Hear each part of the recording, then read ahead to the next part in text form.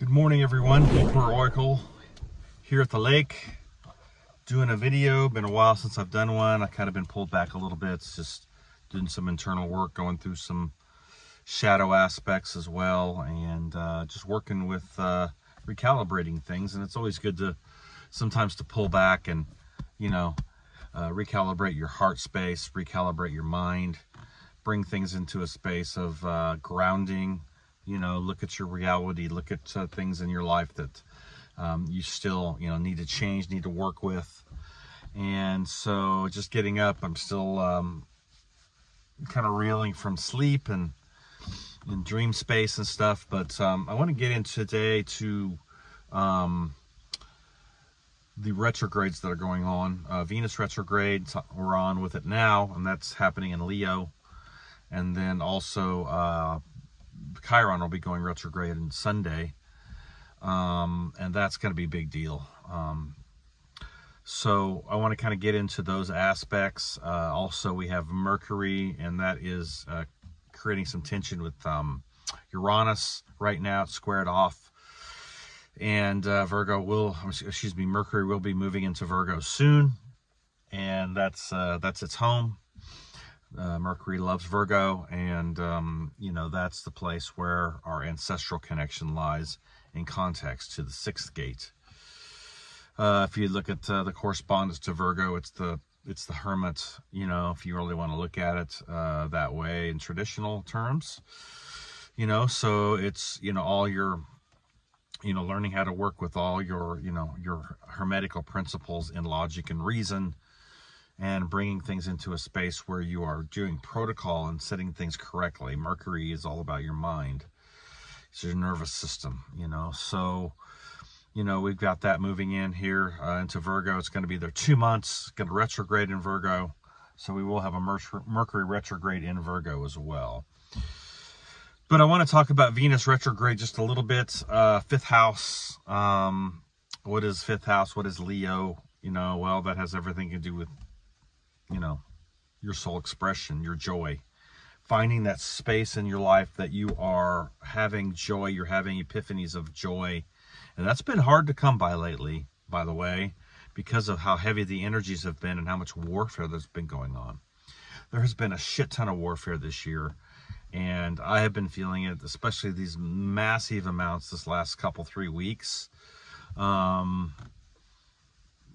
You know, we have to stand our ground as mages, and when there's those times when we, you know, when we're feeling that, you know, intensity, that intense warfare, that's when we have to step up. We can't become victims, and becoming a victim to that aspect then puts you into the playground or into the off the playing field. So, you know, you're not actually forging anything at that point. You're just being a victim.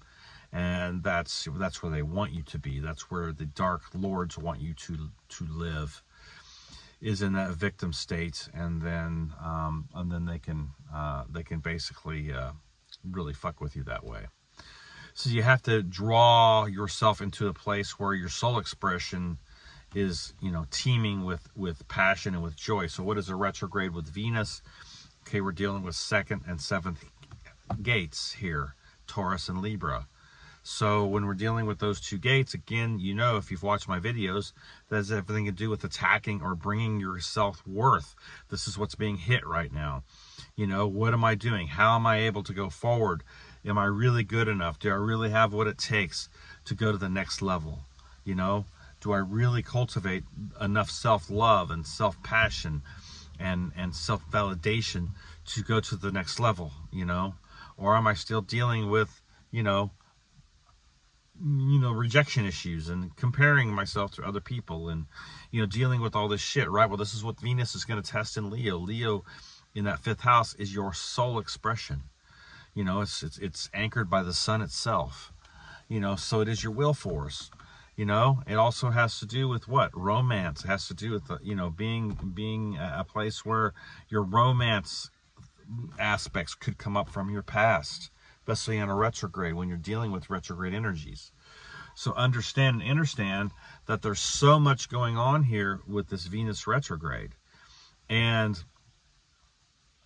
you know, it's not hard to realize or understand or see the indifference of your shadow. If you're creating enough awareness to do that, that's a beautiful thing, because then you are creating, you know, a point of transmutation, you know, from that shadow aspect, because you're catching the indifference. And if you don't have that awareness and you're not catching the indifference, then it's the opposite. You know, you're going to continue to suffer. So that indifference, then being able to transmute that energy and bring it into a space where you are actually, you know, making it work for you now. See? So the aspect here with the Venus in retrograde is going to have relationship aspects come up from your past. It's just the way that it is. You're going to you're going to have to face that mirror with certain things that maybe you aren't healed from yet. See, the key to being healed, or understanding the healing process, or knowing when you are healed from something, is when you can look back at it, even when it comes up, or you can look at it in general, and you can understand that it's something that you went through, and understand it's something that you went through, it's something that you dealt with, it's something that you had to forge through, but the emotional aspect is no longer there. You're not being triggered by it. That emotions aren't coming up, you know, because as it's being tapped, there's nothing there for it to hurt. You know, there's nothing there for it to, like if your rib hurts and somebody taps it, you know, you want to do this, right? You know, so that's the same thing with the wound. And we're going to get into the Chiron aspect here in a minute. So if the wound is still open, the wound is still, you know, creating trauma in context to that, then you still have more work to do. So that's what this Venus retrograde is all about. It's about you understanding the work that you're trying to do here to heal your past relationships. And that has to be predicated and based on your self-worth, your self-love, your self-validation in context to the Taurus gate, or the second house. So, you know, when it's also, you know, when we're dealing with those wounds of relational wounds, right? And we're feeling into that, right? We're feeling that trigger, we're feeling that wound come up, you know, and it's creating whatever within us. Then that is the great time to go and look at it and say, okay, where is it? What part of this aspect here that I'm dealing with that I am not facing? What am I not facing on an internal level that still needs to be looked at, that still needs to be worked through and healed and taken into a space where now it's no longer a wound, but it's just a scar. And out of that scar comes the wisdom of how to deal with that. And that's where your sixth house then kicks in context to service to others. Because then the service to others, you are able then to help another person who's going through that particular aspect or wound or shadow disposition or indifference. And you can give advice, you can help a person through that time. And so that's where your karmic then shit gets burned off, because now your karmic aspects, you know, to that sixth house are setting into a place of correct protocol, you know, in context to wisdom. And so then that wisdom, that Virgo, that wisdom that takes place, you know, to logic, to reason, to how to actually work through something becomes very important, because this is where you go to the seventh gate, which is what we're dealing with relationships. And that's where the wisdom is unlocked. So sixth gate becomes very important, you know, to that service to others, because that's where that sixth and eighth house start to work together to burn off your karmic aspects, because you're no longer ignorant of the loops and the behaviors that you've been on in context to relational issues.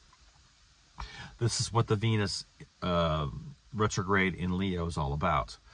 You know, Leo is the sun, right? Leo is the heart. It's the openness of the heart. It's understanding and understanding, you know, your creativity, your playfulness, where you are wanting to bring a soul expression, you know, your will force, and understanding that it's your sun, so it's what's shining up your world, you know. So looking at it in context, you know, Leo ascendants, Leo descendants, you know. So if you have Aquarius ascendant or you have a Leo ascendant, right, dealing with that 511 axis, you know, you're going to be dealing with a Leo ascendant here. You're going to be dealing with integrating that self, you know, self-confidence, that self-courage, that self-strength, right? And becoming the lion of your own life, the lion, right? The lion. And building your kingdom and being the lion of that kingdom, which is what Sun is all about. It's about building your kingdom. So that ascendant then, or that rising sign of Leo then, becomes very powerful, because that's what you're trying to integrate as into your future, into your present, into your future. That's what the ascendant. The descendant, it lies in the west, and that is the 7th gate, because your ascendant is always going to be your first house. It's going to be what yourself. Whereas the descendant, it's the 7th house on the wheel in the opposition, and that has everything to do with your relationships. So that 7th gate then, that's descending, if you have a Leo ascendant, is Aquarius, right? So that's where you are able to work on the relationships and group settings and networking and this type of thing. Now, if it's flipped and you have the Aquarian ascendant, right, and you have the Leo descending, then that has everything to do with understanding that, you know, bringing your relationships into a place of joy, into a place of power, where those relationships are helping to build the kingdom that you live in, and you're helping them to build the other kingdom of someone else that they live in. See?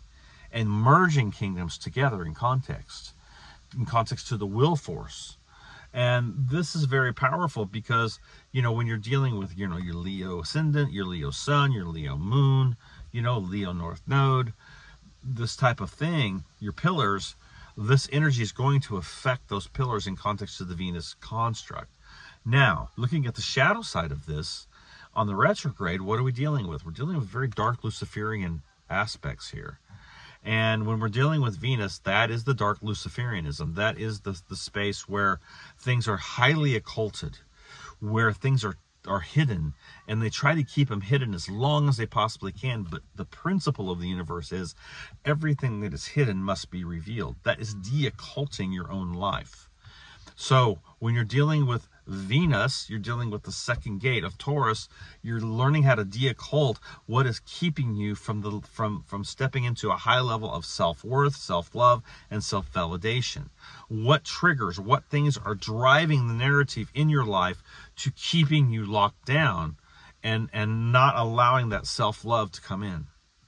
Now, also to the 7th house, keeping you out of your balance, keeping you out of your harmony, keeping things on the pendulum swing in context to the, you know, to the law of rhythm, you know, not being able to find balance with the polarity, you know, and so when you can't do that, then your gate isn't open. You're not going to access anything, because you haven't been able to actually find the balance in your life between the polarities, between the negative and positive charge. So when you're driving the narrative to the masculine and feminine aspect, this is where you have to find balance with your relationship.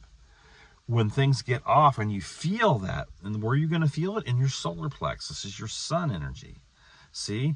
And we need to realize that solar plex needs to be bridged or pulled up or bridged to the heart space, your first eye. See, and when you're getting fucked with, when you're getting, you know, you're getting hit, it's going to, especially with relationships, it's going to be in your solar plex. You're going to feel it in your gut. It's like somebody punched you in the gut, see? And this is where the betrayal aspect comes up and rides in and comes up to your waking consciousness in context to your past, and that's dealing with your descendant line, see? Because your descending line is what's descending into the underworld of the wheel. Your ascending sign is what is ascending on the wheel, see, in context to the 4 directions. So that 1-7 axis becomes very powerful. What is the 1 axis? That's Aries. That has everything to do with what? Bringing spring in, self, you know, self-growth, self-initiation, self-motivation, motivating yourself, initiating fire to the Aries element. Then that 7th gate, when we're dealing with what? We're dealing with, boom, we're dealing with the equinox on the fall, right? So that's taking into what? Winter. So fall into winter. That's where the wheel's going down. Spring into summer. That's when the wheel's coming up. So when we're looking at these aspects, right, we have to realize that it is the grand cross that we're working with in context to the seasons. And this, this has everything to do with bringing yourself into a place of that, with that Leo energy, that you are finding your joy in the midst of this retrograde. It's about a 40-day retrograde. It's going to be going on for 40 days. And this is where we get a lot of the 40-day, 40-night stuff. The number 40, so to speak, is the Venus retrograde. And so when Venus is actually retrograding in the sky, we are dealing with major, major issues to our own selves and to relationships. So enough of that. Let's get into Chiron. Chiron is still in Aries. It's going to be there till 2026. It's a very long transit through the Aries gate. Aries and Pisces are the two longest transits for Chiron. They're 7 years. And with this retrograde here, we're looking at, understanding the pain, the wound, going internal. And it's no coincidence that Chiron and Venus are retrograding together here. So when we get this type of retrograde going on, because, Venus doesn't retrograde that often. So it's Chiron and Venus are now retrograding at pretty much the same time. So, we're dealing with the 1st and 5th gates in context to Aries and Leo. So it's very powerful to understand how this is actually working. So Chiron then is, it starts to really bring the Aries energy of self, and looking at that self, where we're still, driving the narrative to our self-worth, but also, where we're still sabotaging ourselves, where we're still taking ourselves into a place where we're self-destructing certain things in our lives, whether it be relationships or opportunities or whatever. And with the Chiron retrograde, it's really going to give us an internal perspective of how we are going to actually heal that. Because it not only is Chiron the wound, but it's the healing as well. So the Chiron in us then is the immortal aspect, not the finite or infinite aspect, but the immortal spirit of the human. And, Chiron, the story of Chiron is very powerful. Go look it up. I'm not going to go over it right now, but, it has everything to do with, the immortal,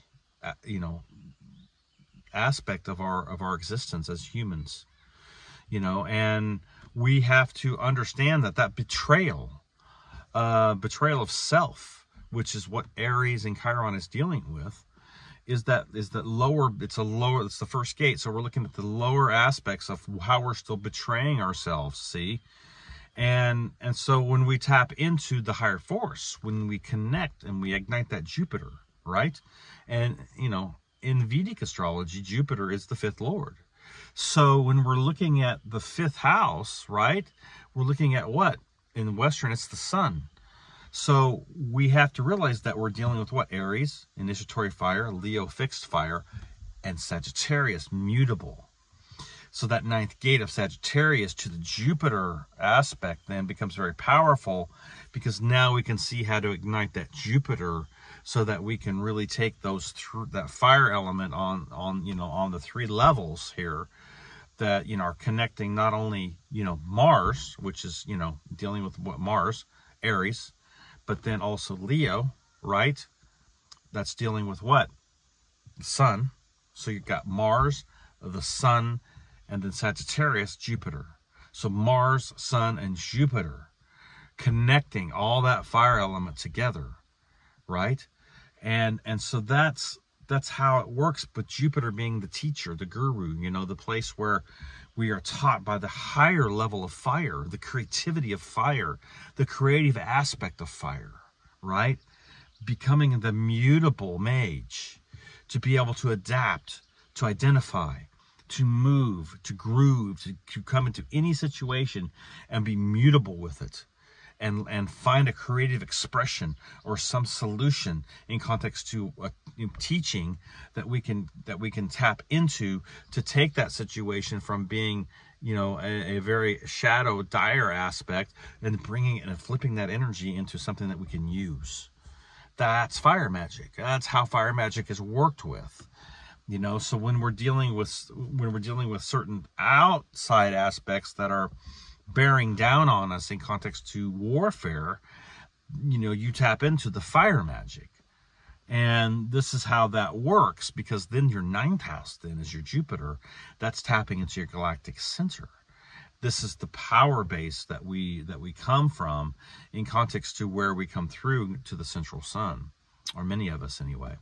So the higher ideas, the higher mind, the higher self, the higher, you know, the higher force, tapping into all of that will take then that Aries aspect and bring it into a space where it's being initiated into a very powerful self-expression of healing. That's our Chiron retrograde. This is where we need to get. So with Chiron sitting there retrograding now, on Sunday it's going to start. We're going to be, in the next 5 weeks, are going to be very intense in contact to retrospect and looking internal. And with Venus and Chiron working together now with the retrogrades from the 1st house to the 5th house, right? Then we are definitely working with our immortal spirits here. How we're bridging that to our soul expression, and what we're trying to leave, what type of legacy, what type of, you know, what are we trying to leave here in context to our immortality, see, in this incarnation. And the ultimate goal here is to master this realm. This is the, you know, this is the densest realm. And I believe it's the most powerful realm. And it's a realm that if you can master the elements here in this particular density 1, you can master the elements, you then have come into a place of, you know, where you've transformed. And, you know, we can get into that later of what that actually means. But you have literally broken or destroyed or dismantled the death and rebirth cycles of your incarnation through that process. That is the immortal power of Chiron. That is taking it to the 13th gate. So, you know, and then bridging that into the light fields and the primal sound fields, and being able to pull that energy then from the creative aspect, from the womb, from Ganuta Gap, into all your timelines, and bring yourself into a place where you are being birthed as a star, as a galaxy, as a, you know, whatever, you know. And this is the star core. And this is why the star core needs to come online within you, because you become that activated star here in this realm. And we are the stars. We are the superstars, right? I mean, that's who we are as humans. And we've lost that. We've lost that. We've lost our I mean, I was driving the other day and I was just thinking to myself, what a crap show this world is. What a shit show is going on. And as human beings, why do we put up with it? Why do we allow the bullshit that's going on in this world, in this planet, to continue on? Why? Because there's not enough of us here that have, you know, woken up to the truth of what we as humans truly are. We are the human. We are in the humanity. We are the womb man, right? So you're the womb man, women. The womb man. See? And, you know, we have to realize that we are the human. We have many expressions, but we come together in this space of unity, connected to source, driving the narrative to our star core. When you see the stars in the sky, so many stars, we're seeing ourselves. See? And we don't realize it's all within us. And this is our Chiron. This is understanding that pain. You know, the journey is to embrace the pain. The journey is to heal the pain. The journey is to transmute the pain. What's hiding behind the pain? It's your shadow. It's your shadow ego. It's your shadow dragon that's hiding behind that pain. See? And when you realize that, you embrace the pain, then you can go through the process of healing, see, which is what we all need to do. So Chiron retrograde is going to give us that opportunity to have an internal retrospect and bring things into a space where we are looking at the Venus retrograde in context to this, where we are going to be able to really heal relationship issues and betrayal issues with our lives. They're going to come up, guys, especially the next 5 weeks. We get into this retrograde, the next 5 weeks, they're going to come up, okay? You're going to have past things that are going to, in context to relations, that are going to affect you. They're going to come into your waking consciousness. And this is where you can take a look at them, and if you can see them and not have a trigger, not have an emotional response to that, right? Then you know that you've healed that aspect, you know. And if you haven't, then you need to get into cutting those cords, releasing that energy, letting it go. That's no longer serving your highest good. That's no longer serving this version of yourself. See? Because honestly, what happens with most people on this planet, they're still living in their past. And so their past is their present. We create that future in our present. So they're just continuing to create the past to their future in the present. So everything in their past is still affecting them. They haven't healed it. They haven't transmuted it. It's still having cause and effect to their choices. And that is continuing on cycle after cycle after cycle, because no one's facing the fucking mirror and saying, you know what, I've got to, in context to my past, present, and future, I've got to come into this present moment, this now eternal co-creating I am presence, and change it. And that's how we work with the energy. That's how you work with the circle. That's how you bring things into a place where you are actually taking authority and control and accountability for your thought, your emotion, your choices, your life. That's what these retrogrades are all about. See, Venus retrograde is going to be the accountability in context to what relationship issues that you've had to deal with, or that you are dealing with, or what could come up from your past that you still haven't healed. It's going to give you a chance to look at them. It's going to give you a chance to start the ball rolling, to heal those, see? So they no longer have an effect in context to your choices in your present moment, because you're on the loops, see? And you're still making the same choices you made 10 years ago, 5 years ago, 8 years ago, 12 years ago, see? And those choices are still affecting your future and creating ignorance, karmic aspects, willful ignorance. So this Venus retrograde is all about this. It's about dismantling the karmic aspects of your past relationships, your past choices to those relationships, and realizing that you can resolve those to your present moment, your present choices, making choices in protocol, into cosmic principle to your future. And when we do that, this is empowering our soul to spirit connection and bridging the gap between those two and igniting that core within you. See, because you're taking responsibility now for everything in your life that's happening to you. Okay. And so Venus retrograde is going to give us that opportunity here in Leo. And also dealing with the Chiron retrograde when we're dealing with what? Aries, you know, our Mars energy. So, you know, you got to find your passion here. And that's another thing that's going to happen is that those internal aspects to your fifth house, where your fifth house is transiting, where your Leo energy is transiting, you know, and look at those spaces. See where this retrograde is transiting on your natal aspect, and then begin to work with that energy. See, it's going to really help you when you know that. So that's basically it. Just wanted to get into a few little things with the retrogrades, Venus and Chiron.